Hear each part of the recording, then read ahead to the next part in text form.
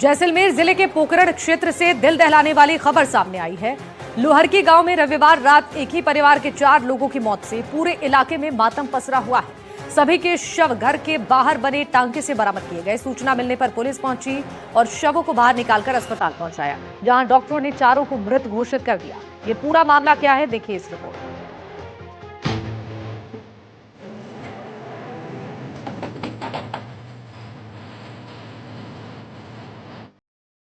पोकरण में दिल दहला देने वाली घटना। टांके में मिले एक ही परिवार के 4 शव। मानसिक तनाव में उठाया खौफनाक कदम। आर्थिक तंगी बनी मौत की वजह। पिता ने बच्चों को टांके में फेंका। पति पत्नी समेत 2 बच्चों की दर्दनाक मौत। मामले की हर एंगल से हो रही है जांच। लोहरकी वो गांव जो पहले ही अपनी छाप विश्व पटल पर 1974 में छोड़ चुका है, जब देश की पूर्व प्रधानमंत्री इंदिरा गांधी ने उस गांव के अंदर भारत का पहला परमाणु परीक्षण किया था। और आज फिर एक लोहरकी वो गांव जो आज पूरे प्रदेश में सुर्खियों में छाया हुआ है, क्योंकि उसी गांव का एक जसरा सूथार ने अपने दोनों बच्चों को टांके में फेंक दिया और उसके बाद खुद भी टांके के अंदर कूद गया। पोकरण क्षेत्र के लोहारकी गांव में रविवार रात उस वक्त हड़कंप मच गया जब एक ही परिवार के 4 सदस्य घर के बाहर बने टांके में मिले। घटना की सूचना मिलते ही ग्रामीण मौके पर पहुंचे और पुलिस को सूचना दी।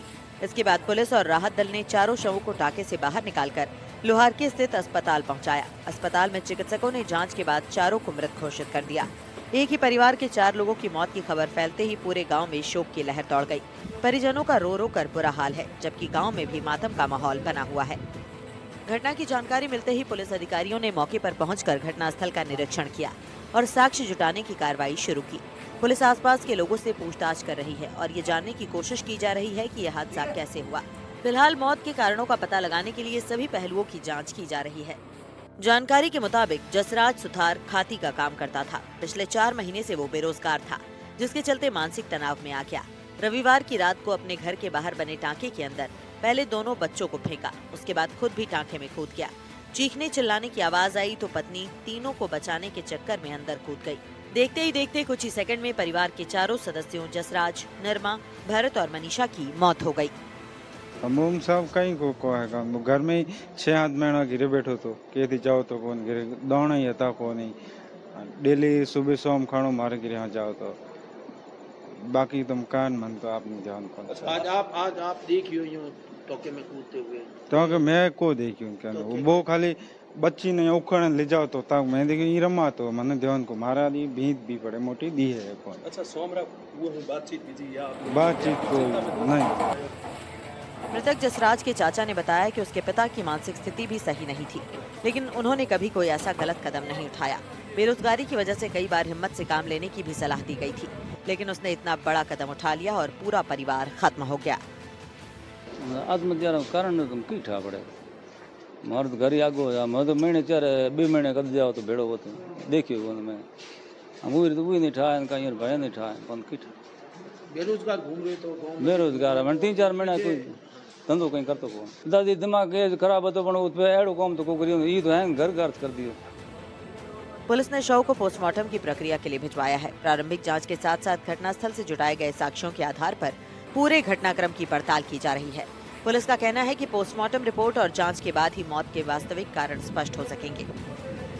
प्रारंभिक रूप से जो जानकारी मिली है कि पति पत्नी और 10 साल का और 5 साल की उनकी बेटी थी, 10 साल का बेटा था, तो डूबकर इनकी मृत्यु होना अभी तक प्रारंभिक जांच में सामने आया है और लड़की के जो परिजन है उनको भी सूचित कर दिया गया है। कल सुबह तक आ जाएंगे, फिर एक जैसा भी पोस्टमार्टम में आगे आएगा उस हिसाब से हम कार्रवाई करेंगे। जो भी आगे जो परिजन है उनकी एक बार बात सुन लें, बाकी जो हमारी कानूनी प्रक्रिया है उसको फॉलो कर लें और जैसा भी पोस्टमार्टम में आगे आएगा तो उस हिसाब से हम कार्रवाई करेंगे। लोहारकी गांव में एक साथ 4 लोगों की मौत ने कई सवाल खड़े कर दिए हैं।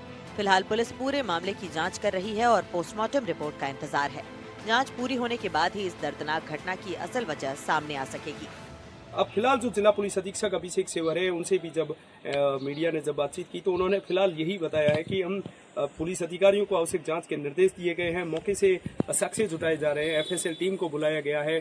फिलहाल जो उनके जो फोन है उनकी भी जांच की जा रही है कि क्या कुछ उस फोन के अंदर मिल सकता है। कहीं कोई रसूखदारों का तो मामला नहीं है, कोई ब्याज का तो मामला नहीं है, कोई पैसे की लेन देन का मामला तो नहीं है।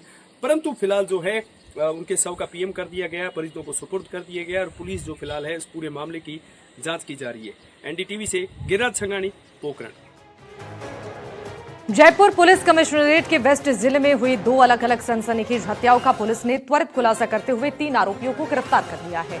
एक मामले में दोस्ती का कत्ल हुआ तो दूसरे में भेड़ों की रखवाली को लेकर हुए विवाद ने एक व्यक्ति की जान ले ली। सबसे चौंकाने वाली बात यह रही कि हत्या के बाद आरोपी खाटू श्याम जी मंदिर पहुंचा ताकि अपने किए का पाप धो सके। इसके साथ ही यूट्यूब देखकर पुलिस से बचने की तरकीब ढूंढने लगा।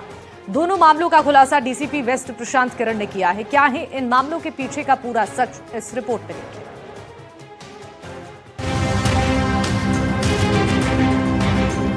2 हत्याएं 48 घंटे में खुलासा। 3 आरोपी किए गए गिरफ्तार। आरोपियों ने पुलिस को चकमा देने की कोशिश की। यूट्यूब पर देखे पुलिस से बचने के तरीके। हत्या के बाद पाप धोने खाटू श्याम जी पहुंचे आरोपी। जयपुर पुलिस कमिश्नरेट के वेस्ट जिले में हुई 2 अलग अलग सनसनीखेज हत्याओं का पुलिस ने त्वरित खुलासा करते हुए 3 आरोपियों को गिरफ्तार कर लिया है। दोनों मामलों का खुलासा डीसीपी पश्चिम प्रशांत किरण ने किया। एक मामले में आरोपियों ने होटल के कमरे में अपने दोस्त की गला घोंटकर हत्या कर दी, जबकि दूसरे मामले में भेड़ों की रखवाली को लेकर हुए विवाद में एक व्यक्ति की पत्थर और लाठी से पीट कर हत्या कर दी गई। पहला मामला थाना विंदायका क्षेत्र का है, जहां 25 जुलाई को श्री होटल सिवार मोड़ स्थित एक कमरे में युवक का संदिग्ध शव मिला था।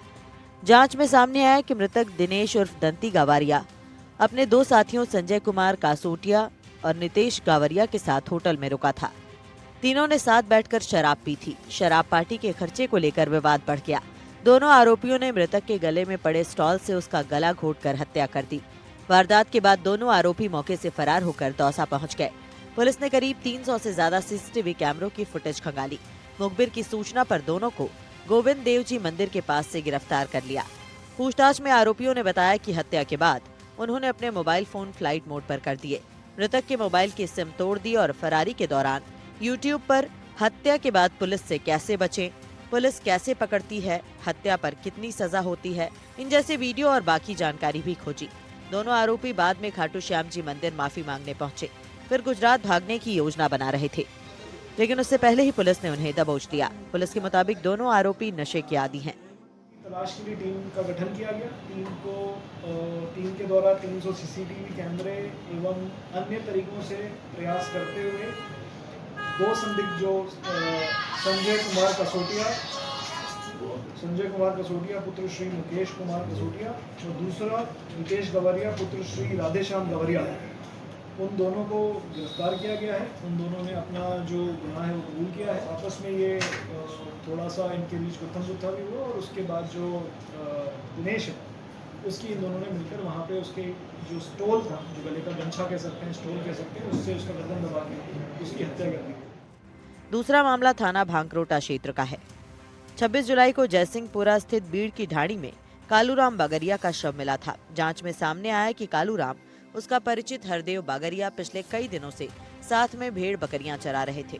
रात में बारी बारी से उनकी रखवाली करते थे। घटना वाली रात पहरा देने को लेकर दोनों में विवाद हो गया। पुराने झगड़े की रंजिश भी थी। गुस्से में आकर हरदेव ने पास में पड़े पत्थर और लाठी से कालूराम के सिर पर वार कर उसकी हत्या कर दी। पुलिस ने आरोपी हरदेव बागरिया को गिरफ्तार कर लिया है और हत्या में इस्तेमाल लाठी और पत्थर भी बरामद कर लिए। व्यक्ति है जिसकी डेथ हुई है, उनको और उनके साथ जो बकरियां चलाते थे, जिनका नाम है कालूराम बागरिया और जो मृतक हैं, और हरदेव बागरिया जिनको हमने संदिग्ध माना था, इन दोनों के बीच जो किसी चीज़ को लेके छोटी मोटी कहा सुनी हुई। उस दौरान जो मुलजिम है हरदेव बागरिया, उसने मृतक कालूराम बागरिया के लाठी से चोट मारी। लाठी से चोट मारने के बाद वो चोट गहरी गलत जगह पे लग गई और वो सर पे लगने की वजह से जो मृतक है उनकी मृत्यु हो गई। इस पूरे मामले में भी पुलिस ने त्वरित कार्रवाई करते हुए 24 घंटे के अंदर जो आरोपी है उसको गिरफ्तार कर लिया है और अब मौके से जो बाकी साक्ष्य हैं उसे वो जुटाए जा रहे हैं। जयपुर में 2 दिन में हुए 2 हत्याओं का खुलासा पुलिस ने तुरंत किया। दोनों हत्या में परिचितों का हाथ है। आरोपियों ने पुलिस से बचने के लिए काफी कोशिश की, लेकिन कोई न कोई सुराग छोड़ दिया और उसी कड़ी से कड़ी जोड़कर पुलिस आरोपियों तक पहुंची। फिलहाल आरोपियों से पूछताछ जारी है। एनडीटीवी राजस्थान के लिए जयपुर से दीपक चावला की रिपोर्ट। जयपुर पुलिस ने वाहन चोरों के खिलाफ बड़ी कार्रवाई करते हुए एक शातिर ऑटो लिफ्टर को गिरफ्तार किया है। आरोपी के कब्जे से शहर के अलग अलग थाना क्षेत्रों से चोरी किए गए 6 auto rickshaw, 4 motorcycle, 3 commercial gas cylinder और 8 मोबाइल फोन बरामद किए गए हैं। पुलिस के मुताबिक आरोपी जेल से बाहर आने के बाद भी लगातार चोरी की वारदात करता रहा। पूरी कहानी क्या है, इस रिपोर्ट में।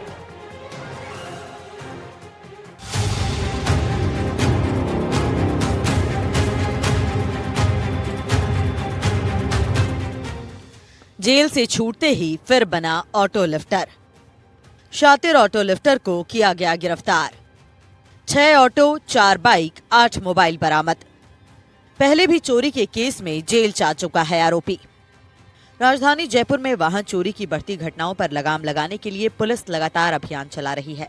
इसी अभियान के तहत पुलिस ने एक ऐसे शातिर ऑटो लिफ्टर को गिरफ्तार किया है जो शहर के अलग अलग थाना क्षेत्रों में लंबे समय से चोरी की वारदातों को अंजाम दे रहा था।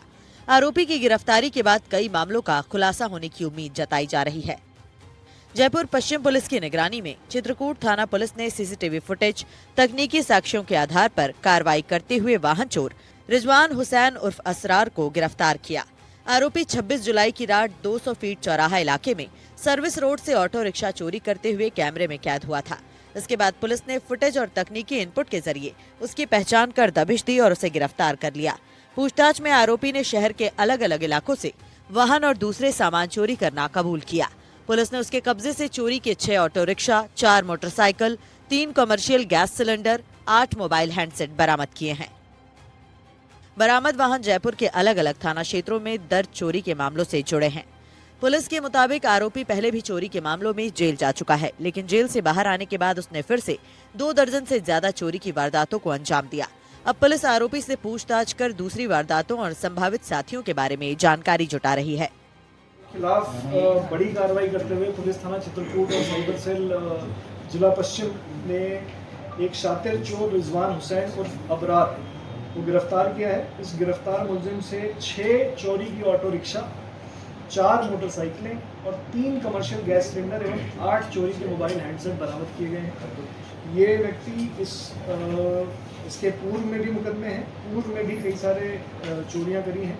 हमारे पास जो चोरी के बरामद ऑटो रिक्शा हैं उनके बारे में बता दें। एक RJ 14 PG 2817, RJ 14 PC 6748 6748, RJ 14 PC 9288, RJ 14 PD 1354। DCP प्रशांत किरण ने बताया कि संपत्ति संबंधी अपराधों पर रोक लगाने के लिए विशेष अभियान चलाया जा रहा है। इसी अभियान के तहत चित्रकूट थाना पुलिस को ये सफलता मिली। पुलिस का कहना है कि आरोपी से पूछताछ के आधार पर दूसरे चोरी के मामलों का खुलासा होने की भी संभावना है। राजधानी में वाहन चोरी पर अंकुश लगाने के लिए पुलिस का अभियान लगातार जारी है। इस कार्रवाई में हुई बरामदगी न सिर्फ पीड़ितों को राहत देगी, बल्कि वाहन चोरों के नेटवर्क का पर्दाफाश करने में भी अहम साबित हो सकती है। शातिर चोर रिजवान पहले जेल में बंद था और जेल में आने के बाद फिर से ये शुरू हो गया और विशेष तौर पर ये ऑटो को टारगेट करता था। इसका मकसद था ऑटो को चोरी करना, उसको आगे सस्ते दाम में बेचना। इसके साथ ही LPG और मोटरसाइकिल चोरी करने में भी एक्सपर्ट रिजवान जो है वो माना जाता है। साइबर टीम से सुनील को सूचना मिली और फुटेज देके उसके बाद इसको गिरफ्तार किया गया है। बहरहाल वाहन चोरी पर जयपुर शहर में काफ़ी हद तक नकेल और रोक लग सकती है, क्योंकि जयपुर शहर का ये बड़ा वाहन चोर है। फिलहाल इससे पूछताछ की जा रही है। पूछताछ में और भी कई वारदात के खुलासे होने की संभावना बनी हुई है। सहयोगी जसराज के साथ दीपक चावला, NDTV जयपुर। अजमेर में नाबालिग लड़की के साथ दुष्कर्म हुआ। मानव तस्करी और 32,000 रुपए में कथित तौर पर सौदा कर शादी करवाने के मामले में अब प्रशासन का एक्शन तेज हो गया है।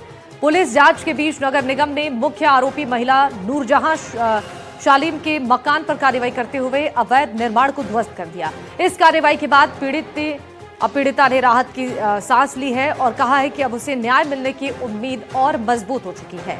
क्या है ये पूरा मामला, एक रिपोर्ट में आपको दिखाते हैं।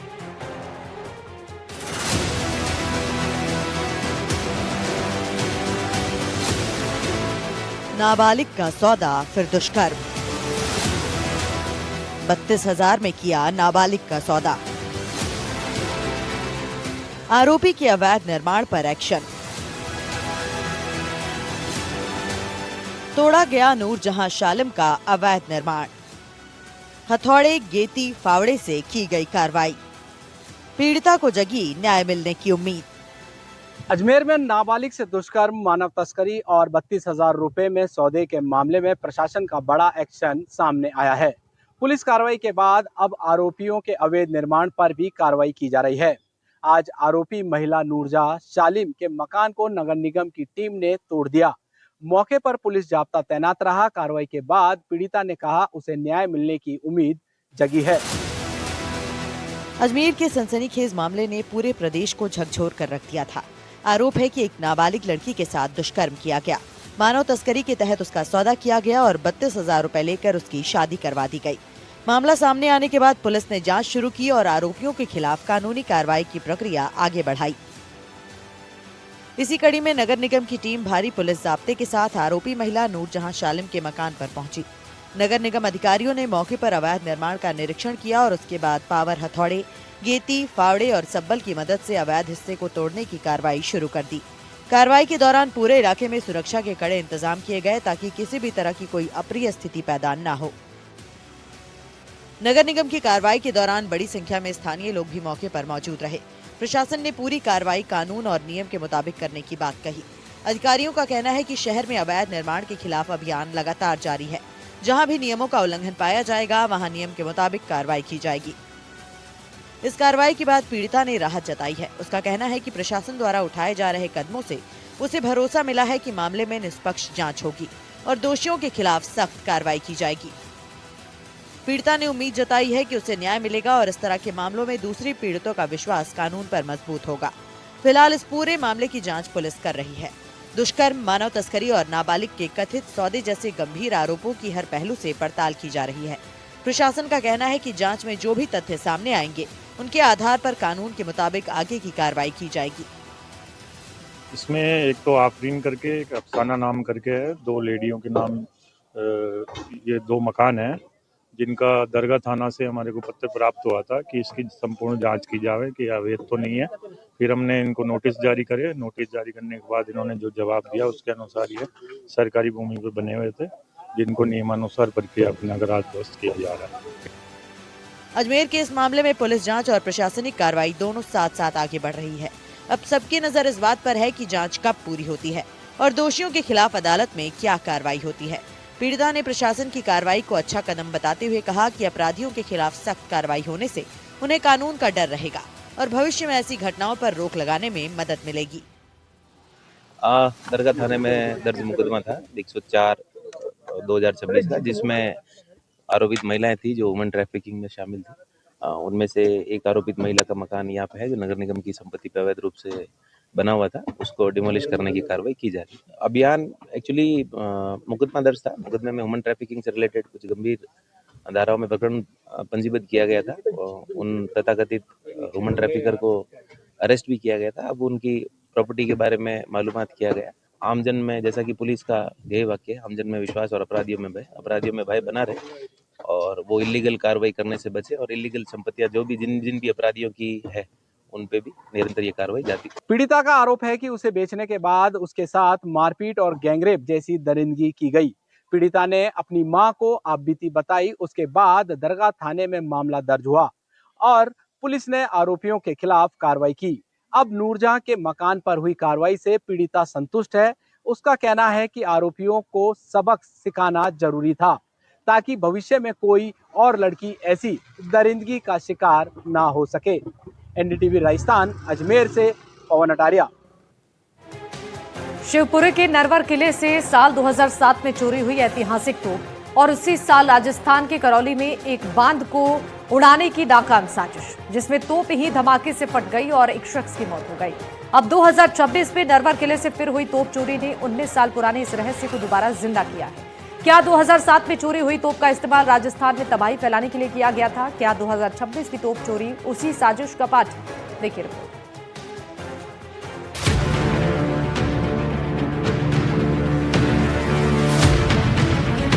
नरवर की चोरी, करौली का धमाका, तोप चोरी का 19 साल पुराना राज, ऐतिहासिक तोप से तबाही की साजिश, नरवर से करौली तक तोप कनेक्शन, नरवर किला, चोरी की वो रात। शिवपुरी का ऐतिहासिक नरवर किला सदियों से अपनी प्राचीरों में इतिहास समेटे हुए, लेकिन साल 2007 में इसी किले की सुरक्षा में ऐसी सेंध लगी जिसने पुलिस और प्रशासन को हिला दिया। किले से 2 ऐतिहासिक तोपें चोरी हो गई। जांच शुरू हुई। पुलिस ने एक तोप बरामद कर ली, लेकिन दूसरी तोप का कोई सुराग नहीं मिला। वो तोप कहाँ गई, किसने चुराई और उसका इस्तेमाल कहाँ हुआ, ये सवाल फाइलों में दब गए। लेकिन इसी कहानी का अगला अध्याय राजस्थान में लिखा जा चुका था। राजस्थान के करौली में तोप का धमाका हुआ, बांध उड़ाने की साजिश। साल 2007 राजस्थान के करौली जिले का गाड़वा मीणा गांव, यहाँ एक बांध को उड़ाने की साजिश रची गई। हमलावरों ने एक तोप में बारूद भरकर बांध पर गोला दागने की कोशिश की, लेकिन निशाना बांध नहीं बना। गोला दागने से पहले ही तोप जोरदार धमाके के साथ फट गई। एक शख्स की मौके पर ही मौत हो गई, जबकि दूसरा गंभीर रूप से घायल हो गया। बांध बच गया, लेकिन पीछे छोड़ गया एक ऐसा सवाल जिसका जवाब आज तक रहस्य बना हुआ है। क्या करौली में फटी वो तोप नरवर किले से चोरी हुई वही ऐतिहासिक तोप थी? 2007 में ये जो कैचमेंट वाले एरिया हैं, इनका 1-2 उस समय के तत्कालीन राजस्थान विधानसभा के विधायकों ने नेतृत्व किया था। 8 से 10 हज़ार लोगों को इकट्ठे करके और उन्होंने पांचना बांध को तोप से उड़ाने की धमकी दी थी। प्रशासन दोनों समुदायों के बीच में आ गया था।